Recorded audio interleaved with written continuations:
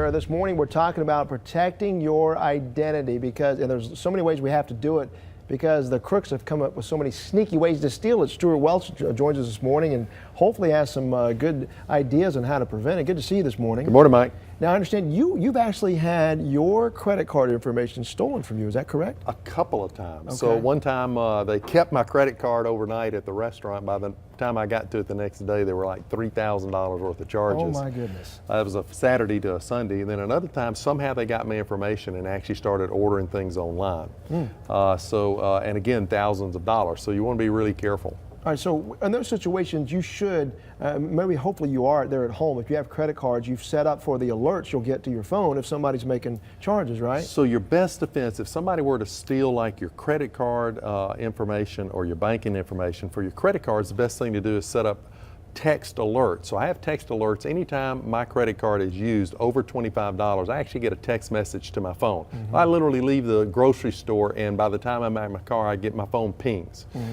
For bank accounts, I think what you want to do is go in and actually monitor your account. So every day or every couple of days go in there and look at the charges, make sure that they're your charges or your checks. I know it's particularly dangerous if you use your debit card instead of a credit card. Credit card charges, you know, it's easy for them to say, look, you didn't charge this, so we're going to not let you worry about it. A little difficult though when you're talking about getting money out of your bank account. Mike, that's a great point. So these were credit cards and the credit card company took care of it all. But with a debit card, if they use your debit card, the money's out of your account. Now you got to fight to get it back. So you want to be extra diligent with if you're using a debit card. All right, it's probably a good idea not to use. I try not to use mine.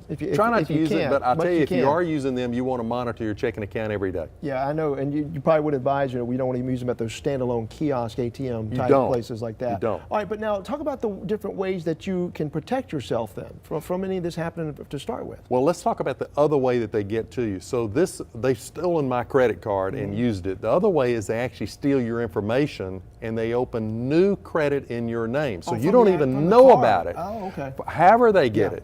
And they open new credit in your name and you don't even know about it.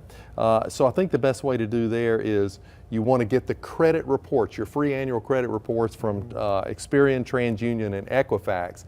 You get one free report a year. So instead of getting all three of those at once, spread them out over once every 4 months. And then you might want to pay for a monitoring service. Each of them has monitoring services, but an independent one would be like a LifeLock. There's a difference between a fraud alert and a freeze though, right? If you think your credit's been compromised, a fraud alert basically it's a 90-day notice and it's automatically removed. But it tells someone who's going in to look like a company that's helping open credit that there may be a fraud there and they're going to be much more diligent.